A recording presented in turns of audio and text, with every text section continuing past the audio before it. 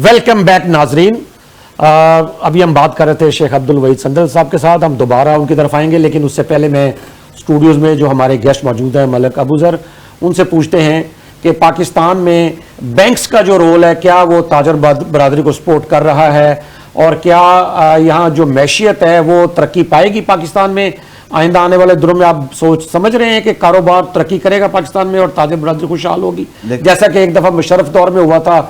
Import को support जो है ना, वो एक सपोर्ट मिल गई थी। उन्होंने कहा ठीक है जी, अगर हम एक्सपोर्ट नहीं बढ़ा सकते तो इंपोर्ट तो बढ़ा लें, और फिर मार्केटें जो है हमारी सारी वो पूरी भर गई इंपोर्टेड माल से। तो अभी भी मार्केटों में इंपोर्टेड माल तो बहुत है, लेकिन क्या मुल्की माल नहीं होना चाहिए ज़्यादा? क्या क्या समझ रहे आप, ताजर बरादरी क्या करेगी? देखें, जो मुल्क की मैशियत है वो सिर्फ इंडस्ट्री के ऊपर अगर हम अपनी तवज्जो करें, इंडस्ट्री को रिलीफ दें और एक्सपोर्टर्स को रिलीफ दें, तो मैशियत हमारी ठीक होगी और बेहतर होगी। उससे बेरोज़गारी भी जो है, इंडस्ट्री चलेगी तो बेरोज़गारी भी ख़त्म होगी, रोज़गार भी लोगों को मिलेगा। और यही एक तरीका है हमारी मुल्क की मैशियत को बेहतर करने के लिए कि हम इंडस्ट्री को प्रमोट करें और इंडस्ट्री को रिलीफ दें, टैक्सेस को कम करें, एक्सपोर्टर्स को रिलीफ दें। यही मामलात हैं जो हमारी तरक्की का सबब बन सकते हैं। हाँ, ये बताइए कि ये जो अमन व अमान की सूरत हाल है लाहौर में, उसको आप कैसे देख रहे हैं? क्योंकि हमें तो यही पता चलता रहता है कि जी ताजर बरादरी को पुलिस और ज़िला इंतज़ामिया ऑन बोर्ड लेती है, और ताजर बरादरी का यह भी क्लेम होता है कि हमें अगर अमन मिले तो हम इसे मैशियत का चमन देंगे। तो क्या अमन अमान की सूरत हाल से आप मुतमईन हैं?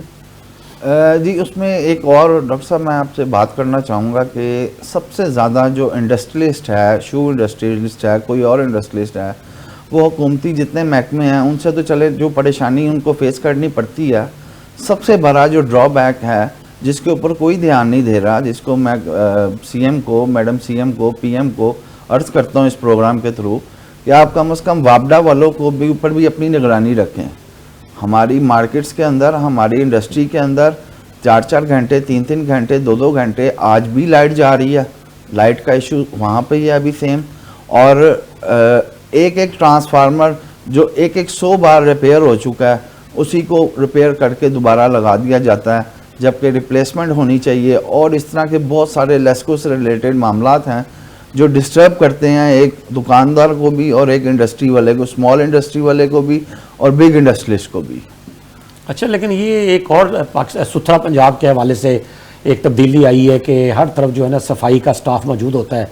तो मार्केट्स में सफाई की सूरत हाल लाहौर भर की जितनी मार्केट्स हैं, खा वो नारकली है, शालबी है, या शू मार्केट्स हैं, या और कोई अकबरी मंडी वगैरह है, क्या सर कोई आप समझ रहे हैं कि अच्छी रिपोर्ट्स है, सफाई की कोई इंतज़ाम बेहतर हुआ है? जी, मेरे नज़रिए से पहले से बेहतर है, सफाई का निज़ाम पहले से बेहतर है, और लेकिन इसको और मज़ीद बेहतर होना चाहिए। इसमें भी जो लोग हैं उनकी बहुत ज़्यादा कमी है, और इसकी जो लेबर है उसकी में बहुत ज़्यादा कमी है। जहाँ 4 बंदों का काम है वहाँ 2 आदमी काम कर रहे हैं, जहाँ 6 आदमी का काम है वहाँ 3 आदमी काम कर रहे हैं। तो ये इस चीज़ को कवर करने की ज़रूरत है। और बाकी सफाई की सूरत हाल पहले से मार्केटों में अब बेहतर है। मलिक साहब, लेकिन ताजर बरादरी से मैं एक शिकवा मेरा बनता है जी कि इनके सबके पास बड़े बड़े घर हैं, बड़ी बड़ी गाड़ियां हैं, बड़ी बड़ी दुकानें हैं जी, लेकिन मार्केट्स की सूरत हाल बड़ी अबतर है कि जो ग्राहक आते हैं उनके लिए कोई, आप लोग चाहें तो क्या नहीं कर सकते, लेकिन ना कोई टॉयलेट्स का बंदोबस्त है, ना मसाजिद की हालत कोई अच्छी है। यानी आपकी मार्केट्स में आके ना एक बड़ी एक अजीब सी एक अफरा तफरी का एहसास होता है। ठीक है, हुकूमत की जिम्मेदारियाँ हैं, लेस्को की, वापडा की जिम्मेदारी है कि वो आपको नए ट्रांसफार्मर्स दे, सफाई हुकूमत करके दे, और बहुत सारे काम हैं, तामीर और तरक्की हुकूमत करने की जितनी हुकूमत में ताकत है वो कोशिश करती रहती है।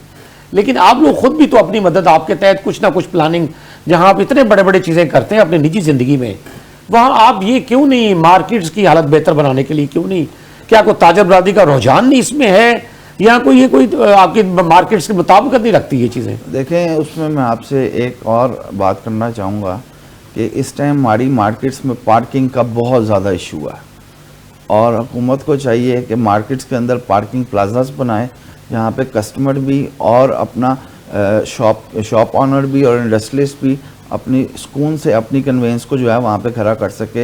एक तो हुकूमत को ये करना चाहिए कि मार्केट्स में, हर मार्केट में एक ज़रूर अपना क्या नाम है बनाना चाहिए पार्किंग स्टैंड। तो मेरा ख्याल है इससे काफ़ी बेहतरी आएगी। जी हम शेख संदत साहब ये बताइएगा कि पाकिस्तान में हमेशा ये कहा जाता है कि तवानाई का बहरान एक बहुत बड़ा मसला है। अब आईपीपीज के आने के बावजूद भी तवानाई का बहरान तो टलता हुआ नजर नहीं आ रहा। ये अभी मलक अबूजर साहब भी फरमा रहे थे कि जी ट्रांसफार्मर्स पुराने हैं, तो आईपीपीज तो नहीं है सारी, और उन्होंने बड़ी ज़्यादा जो है ना वो कीमत पर बिजली फराहम की है और बहुत ज़्यादा बिल्स भी सार्फिन से लिए जाते हैं, कमर्शियल रेट बिजली का बहुत ज़्यादा है। और फिर सियालकोट तो चूंकि हब ही एक इंडस्ट्री का है, तो बिजली के बगैर तो कुछ हो नहीं सकता, ना ही गैस के बगैर कुछ हो सकता है। तो आप क्या देख रहे हैं कि कालाबाग डैम भी हमने नहीं बनाया, तो क्या कालाबाग डैम बनना चाहिए या क्या इकदाम होना चाहिए?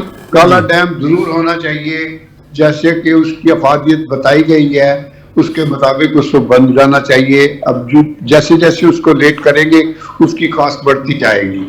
और सियालकोट में मैं आपको ये बताऊं कि इंडस्ट्रियल स्टेट के अंदर मेरा ख्याल है शायद अगर 90 नहीं तो 75% फैक्ट्रीज ने अपने अपने सोलर्स लगाए हुए हैं।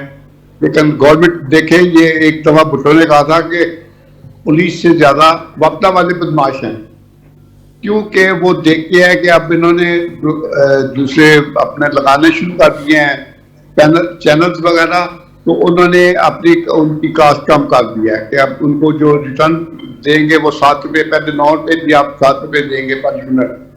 तो ये क्या इन हालात में क्या ग्रोथ करेंगे लोग? तो क्या तजवीज़ है आपकी? आप क्या समझते हैं कि क्या बिजली ऐसा ना कर दिया जाए कि सनतकार को कहेंगे वो खुद अपनी बिजली पैदा कर ले? क्या ऐसा मुमकिन है कि कोई मुतबादल जराए से सोलर है, विंड पावर है, क्या इससे मुमकिन है कि कोई इस तरह की किसी चीज से कोई जनरेट कर ली जाए और खुद कोई पॉलिसी बदल जाए? देखो जी, मैंने अर्ज किया कि अगर आप सियालकोट की बात करते हैं तो इस वक्त जो फैक्ट्री एरिया है, इंडस्ट्रियल स्टेट है, वहाँ पे तकरीबन 70% से ज्यादा ही लोगों ने अपने अपने सोलर सिस्टम्स लगाए हैं। तो अगर वो गवर्नमेंट कहती है कि 100% करो तो 100% करने के लिए लोग तैयार होंगे। ठीक है, गवर्नमेंट कहाँ बेचेगी अपनी बिजली? वो किसको बिजली बेचेगी? अच्छा, लेकिन जो अखराजात आप आएंगे आपके आ जाएंगे सोलर में, क्या वो फिर जो आपकी पैदावारी लागत है सनत की या प्रोडक्शन की, उसको तो नहीं बढ़ा देगा वो? मेरा ख्याल है उसको नहीं बढ़ाने की जरूरत नहीं पड़ेगी, क्योंकि लोग अपना जो है ना प्रॉफिट कम कर लेते हैं, लेकिन गवर्नमेंट को नुकसान नहीं पहुंचाते, या एक्सपोर्ट की प्राइसिंग पे ऊपर वो कंप्रोमाइज कर जाते हैं। अच्छा, तो क्या गैस का भी सब्स्टिट्यूट हो सकता है सोलर? कोई ऐसा टेक्निकल चीज है? जी रिपीट कीजिएगा। क्या सोलर जो है वो गैस की फराहमी का मुतबादल भी हो सकता है, कोई जहां आपको हीट चाहिए या गैस चाहिए? नहीं जी, नहीं, गैस का मुतबादल नहीं है, वो नहीं हो सकता जी, क्योंकि गैस से जो हीट मिलती है वो इससे सोलर से नहीं होती हीट मिलेगी। अगर उससे इतनी हीट देनी है तो उसकी कॉस्ट बहुत ज्यादा हो जाएगी। अच्छा, ये बताएं कि आप बैनुल अक़वामी सतह पर नुमाइशों में शिरकत करते हैं, तो पाकिस्तान की क्या पोजीशन होती है पाकिस्तानी सनतों की? क्या सियालकोट के अलावा भी कोई किसी शहर से इस तरह की उम्मीद अफजा सूरत हाल सामने आती है कि वहां से कोई प्रोडक्शन, जैसे टेक्सटाइल है फैसलाबाद में और मुख्तलिफ जगहों पर चीजें पैदा होती हैं, गुजरांवाले में? मैं अर्ज करता हूँ जी डॉक्टर साहब, पाकिस्तान की नुमाइंदगी 2 एग्जीबिशंस में दुनिया में सबसे ज्यादा होती है। एक इसको था जर्मनी में, उन्होंने खत्म करके ले गए हैं, वो हॉलैंड में ले गए हैं, उसकी पता नहीं क्या वजह है। हॉलैंड के पास इतनी स्पेस नहीं है जितनी जर्मनी के पास स्पेस थी म्यूनिख में। और दूसरा जो था टेक्सटाइल का, वो होम टेक्सटाइल के अंदर जो इनका एग्जीबिशन लगता था फ्रैंकफर्ट में गालबन, वो बहुत बड़ा एग्जीबिशन था, और लोग साल भर के क्या 2-2 साल के ऑर्डर्स वहां से लेके आते थे। इसी तरह से सियालकोट वाले भी म्यूनिख से काफी अरसे के लिए अपने एग्रीमेंट्स करते थे। उसी की बिना के ऊपर आपने देखा कि जितने भी ब्रांड्स हैं फुटबॉल के स्पेशली वो सियालकोट में बन रहे हैं। जी, 2 तजावीज़ थी जो चलती आ रही है फेडरेशन की। एक तो ये था कि जो बैरून ममालिक पाकिस्तानी सफारत खाने हैं वहाँ पर बिजनेस कम्युनिटी से मुतल्लिका लोगों को तैनात किया जाए, और जो एक जिसे वो आप कह लें ट्रेड अटैची कह लें, वो सरकारी मुलाजम होने के साथ साथ उसको बिजनेस जो है ना ओरिएंटेशन हो। तो क्या इस तजावीज़ पर इन पर अमल हुआ? और ये भी था कि जो एक्सपोर्ट प्रमोशन ब्यूरो है EPB, तो जो क्या वो ज़्यादा ताउन बढ़ाए? आप देख रहे हैं दोनों जगहों पर कुछ ताउन देख रहे हैं बिजनेस कम्युनिटी के लिए या पाकिस्तानी सनतों के लिए? आपकी ये बात, थोड़ा सा मैं पीछे चला जाऊंगा। आपको याद होगा कि Tarak Saeed was the king maker of federation of Pakistan. जी। उनकी हमेशा यही नुमाइंदगी रही कि भाई जो हमारे एम्बेसडर्स हैं या हमारे जो कमर्शियल काउंसलर्स हैं वो बिजनेस कम्युनिटी से लिए जाएं। उस वक्त ले लिए जाते तो शायद अब तक नताइज बहुत अच्छे निकल रहे होते, क्योंकि एक बंदा अगर टेक्सटाइल का है तो वो टेक्सटाइल की मेहनत करेगा तो टेक्सटाइल यकीनन ग्रोथ करेगी। इसी तरह अगर स्पोर्ट्स का बंदा को लेके जाते हैं स्पोर्ट्स इंडस्ट्री से तो यकीनन वो उसको अपना अब उसके लिए ये भी किया जा सकता है कि वो उनको कहें आप अपने अखराजात खुद पूरे करें, और खुद पूरे करने के लिए भी तैयार है लोग, ऐसी कोई बात नहीं। लेकिन क्या बैरून ममालिक जो सफारत खाने हैं वो बिजनेस कम्युनिटी की हेल्प करते हैं? कोई उनकी रिकवरी में कोई पैसे किसी के फंस गए, ये भी शिकायत सामने आती हैं कि जी अगर किसी का कोई अदायगी फंस गई है तो उसमें कोई सफारत खाने जो है इतना खास रोल अदा नहीं कर रहे।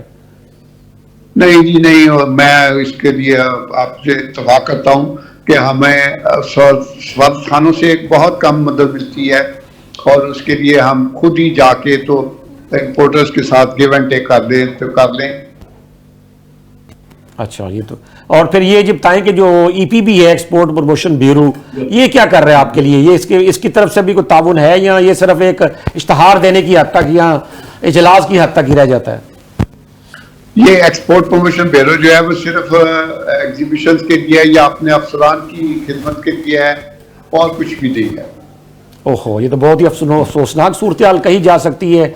अब ये आखिर में ये बताइएगा कि सियालकोट चैम्बर जो है वो इन सारे मसाइल को लेके जब चल रहा है तो क्या हुकूमत सुन भी रही है शेख साहब उनकी बात, या सिर्फ नशिस्तन गुफ्तन बर्खास्तन पे मबनी है? ज्यादातर यही होता है कि नशिस्तन ज्यादा होती है। अब बजट बन रहा है, बन रहा है, उस पर जो प्रपोजल हमने दिए हैं फेडरेशन को चली गई, फेडरेशन ने आगे भेज दी, लेकिन आपको पता है फेडरेशन वाले भी कहते हैं हमारी बात नहीं सुनी गई, हमारी बातें नहीं मानी गई। इसी तरह सियालकोट की कौन सुनेगा, कौन मानेगा? नहीं, लेकिन देखें आपके पास अब वो ख्वाजा आसिफ साहब भी हैं और बड़े एक नुमाया हुकूमत के एक वो पिलर हैं इस वक्त, और हुकूमत को भी आप पे ट्रस्ट है, तो फिर लगता कहाँ आप समझ रहे हैं बात फंसी कहाँ पे हुई है? खाया साहब खासे इस बारे में एक्टिव हैं और सियालकोट की नुमाइंदगी करते हैं, इसमें कोई शक नहीं, वो सियालकोट की नुमाइंदगी नहीं करते, लेकिन वो बिजनेस कम्युनिटी के सवालात के आगे वो भी फिर उनको, चूंकि वो बिजनेसमैन खुद तो नहीं है, उन्हें क्या पता है कि मेरी प्रॉब्लम्स क्या है। हाँ, ये बात आपकी किसी हद तक दुरुस्त है कि सिर्फ बिजनेसमैन को पता है कि उसकी प्रॉब्लम्स उसके बिजनेसेस की क्या है। तो क्या फिर पार्लियामेंट में इसकी कोई तादाद होनी चाहिए, कोई मखसूस, जैसे अगर खवातीन को कोटा मिल सकता है, टेक्नोक्रेट को मिल सकता है, तो क्या बिजनेसमैन को क्यों नहीं मिल सकता पार्लियामेंट में कोटा? होना चाहिए, बिल्कुल होना चाहिए। फेडरेशन के लिए आने चाहिए लोग, और कम अज कम मैं कहूँगा कि बड़े शहरों से लाइक सियालकोट, लाहौर, गुजरात, फैसलाबाद, इन इलाकों से ज्यादा लोगों को आगे आना चाहिए। अच्छा, ये SIFC ने जो बात की, ये डॉक्टर गौर एजाज आगे आए और लेफ्टिनेंट जनरल सरफराज आगे आए और उन्होंने कहा जी कि $80 बिलियन इसका हदफ होना चाहिए, तो उन्होंने ये बात की और फिर उन्होंने कहा जी कि एक जो है ना जी वो ज़राअत के हवाले से सऊदी अरब को ऑन बोर्ड लेना चाहिए। ये सारी बातें हम देखते चले आए। फिर IPPs का उन्होंने मुतालबा किया कि इसकी जो है ना जी इसके साथ मायदे जो हैं दोबारा रीशेड्यूल किए जाएँ, तो वो चीज़ें हुई भी हैं। तो क्या आप मुतमईन हैं SIFC के किरदार से?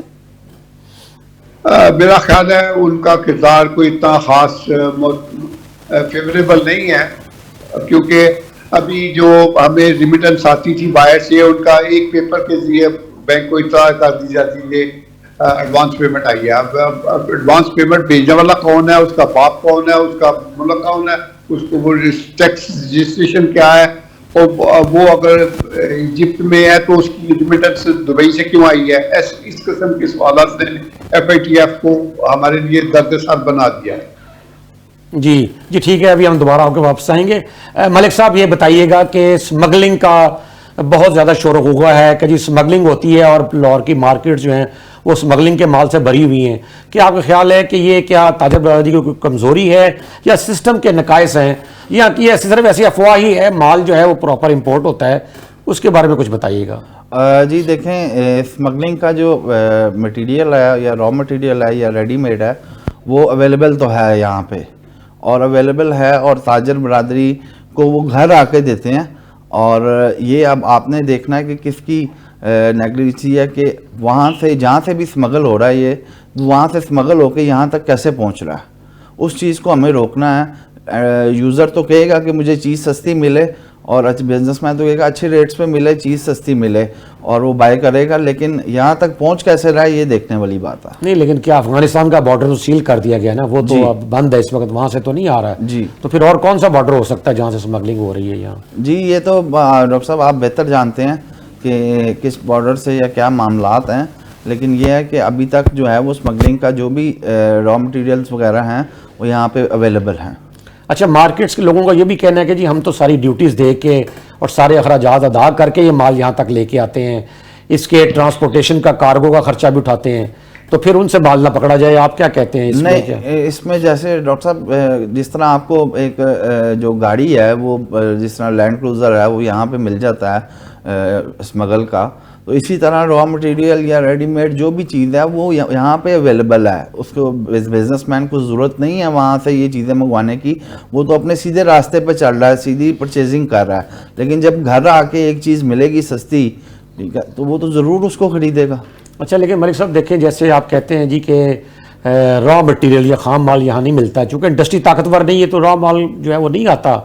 लेकिन ये जो आपका जैसे एडहेसिव है, जैसे शूज़ के लिए होता है, शूज़ एक्सेसरीज़ के लिए एडहेसिव मटेरियल है, या कोई और है, या कोई बकल्स वगैरह हैं, या कोई चीज़ें, ये सारे बाहर से इंपोर्ट होके आते हैं, तो क्या ये लोकली नहीं तैयार हो सकती चीज़ें? ये उसमें सारी ये है, सबसे पहले मैं आपको बताऊं कि ये जो हमारी जूती में काफ़ी किस्म की वैरायटी है, जैसे एक कपड़े में काफ़ी किस्म की वैरायटी है, इसलिए शू इंडस्ट्री के जूते में काफ़ी किस्म की वैरायटी है। पहले हम जूता चाइना से मंगवा रहे थे, ठीक है, जूता 70% एक टाइम पे 80% चाइना से आ रहा था। फिर चाइना से क्या हुआ कि चाइना ने मशीनरी एक्सपोर्ट करना शुरू कर दी, फिर पाकिस्तान ने मशीनरी एक्सपोर्ट की, तो फिर हमें रॉ मटेरियल यहाँ पे अवेलेबल अल्हम्दुलिल्लाह होने लग पड़ा। तो अभी हम चाइना ने रॉ मटेरियल यहाँ पे बन रहा है, पहले हम चाइना से मंगवा रहे थे, अब यहाँ पे बन रहा है, काफ़ी कंपनीज बना रही हैं, और मोल्ड्स वगैरह जो हैं वो सारे चाइना से बन रहे हैं, क्योंकि उसकी टेक्नोलॉजी पाकिस्तान में नहीं है और या लाने की भी इजाज़त भी नहीं है, और मेरा ख्याल से कि होना चाहिए वो। और इसके अलावा चाइना से अभी भी जो सारा हमारी मशीनरी है शूज़ मैन्युफैक्चरिंग की, वो सारी चाइना से आ रही है। नाजरीन, पाकिस्तान की मैशियत, पाकिस्तान की सनत व तिजारत और पाकिस्तान की तरक्की और पाकिस्तान के लिए मजबूत दिफा का होना बहुत ज़रूरी है। हमने ये तरक्की कैसे करना है और कैसे हमने अपने दावों को सच करके दिखाना है, उसका एक ही तरीका है कि पाकिस्तान का माशी इस्तेहकाम हासिल किया जाए, पाकिस्तान को माशी तौर पर मजबूत बनाया जाए। अगले प्रोग्राम तक के लिए इजाज़त दीजिए। अल्लाह हाफ़िज़।